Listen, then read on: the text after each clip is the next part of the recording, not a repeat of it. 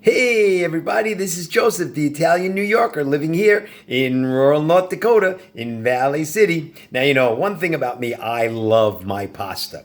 And I guess if you've ever been to the store, you walk down the pasta aisle, you'll see there's all kinds of different pastas. You got rotini, rigatoni, spaghetti, all kinds of different things. And I don't know if you've ever wondered, say to yourself, gee, I wonder if those names actually mean anything. And believe it or not, for many of them, they actually do. Like, for example, you may recognize this. This is what's known as penne. And penne in Italian, actually means pen. So I don't even think this looks like a pen.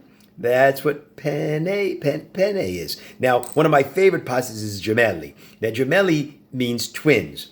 I guess because I'm a twin. This is a gemelli. I have no idea why they call it gemelli. I don't know what it has to look like a twin, but that's that one. Now, of course, you may have heard of tortellini. Torta in Italian means a cake, and a tortellini would be a little cake. So this is a tortellini. This is a stuffed pasta, and you can see. I don't know. Do you think it looks like a little cake? Maybe. Anyway, now this is a very famous one. This is, of course, spaghetti. Spaghetti, spago in Italian means twine. So spaghetti, you can see it's round. See how it's round and circular? Spaghetti in Italian means a little twine. And then, of course, not to be confused with linguine. Okay, now linguine, as you can see, is flat. And lingua in Italiano means tongue, your tongue. So this is a little tongue. So that's some of the pasta names, just a few of them, and there's many more. Now, of course, there's also the pastas themselves, the sauces themselves. Okay, have interesting names, but most of them are fairly descriptive, like linguine con vongole, linguine with clam sauce. That's fairly simple. Or pasta primavera. Primavera in Italian means spring, so it would be pasta with spring vegetables. You can have alla norma, means in the style of normal, or alla Sicilian, which means like the Sicilian style, the way they do in Sicily. Okay, or aglio olio, which means garlic and oil. Aglio means garlic, oil is olio, so aglio olio, garlic and oil. One of the famous ones here in America, Pasta Alfredo. Alfredo was a restaurant in Rome. I think it was Rome, in the turn of the century, 1900s, where this pasta was originated from. Like a guy actually made.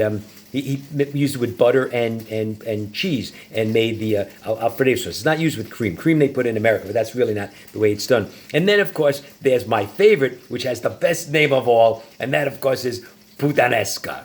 Now, puttana in Italian means a lady of the night. That's right. Pasta puttanesca. Now, there's a number of stories as to where this kind of comes from.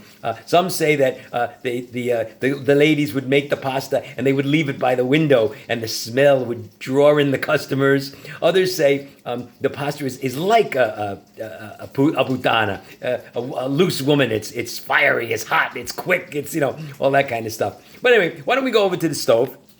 And we're going to make, because that's what I'm making my dinner then, let's make a little pasta puttanesca. Now, in the puttanesca, what you see, I got the olive oil going here. There's a few ingredients you need. You're going to need some garlic, which I got here. You're going to need some capers, some black olives. I got the Kalamata olives, some anchovies, tomato sauce, and then a little parsley on top. So first what we're going to do is we're going to put in the anchovy. Now, basically what's going to happen with the anchovies, okay, you're not going to really have the taste of the anchovies.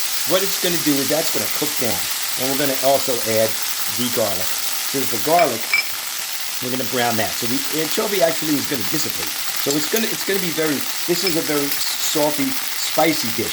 Now, one of the things also that they say is you're supposed to add red pepper as well. That makes it hot, but I don't have any, so I'm not gonna use that.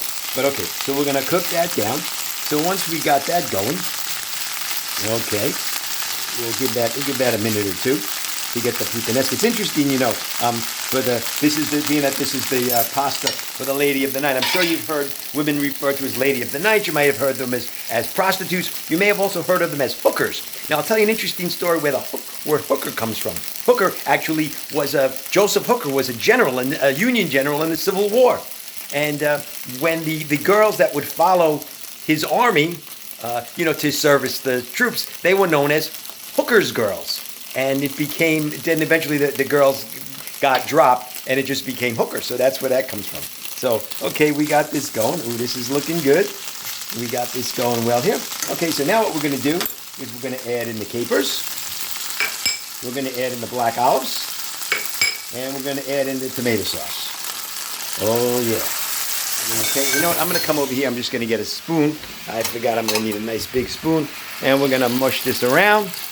Okay, as you can see. Oh, that smells so good. I'm telling you, if I was walking by, I'd definitely go in for a quickie. And not with the lady, I'd want the food.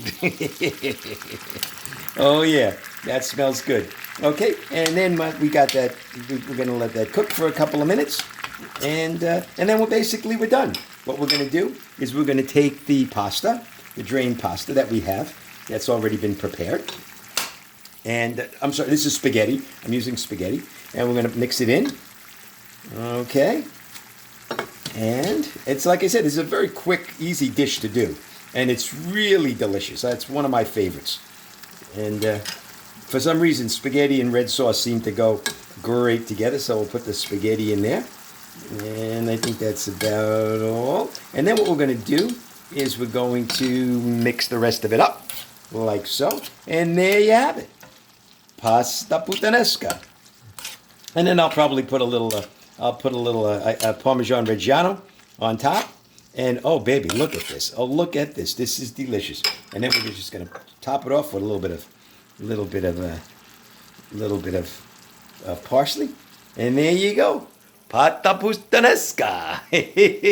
So give this one a try. It's really delicious. I highly recommend it. And of course, it's got the best name. It's got the great name. How can you not? Like pasta puttanesca for Puttana. That's right. Wild and crazy like me. So anyway, guys, thanks for watching. We'll catch you next time. Enjoy.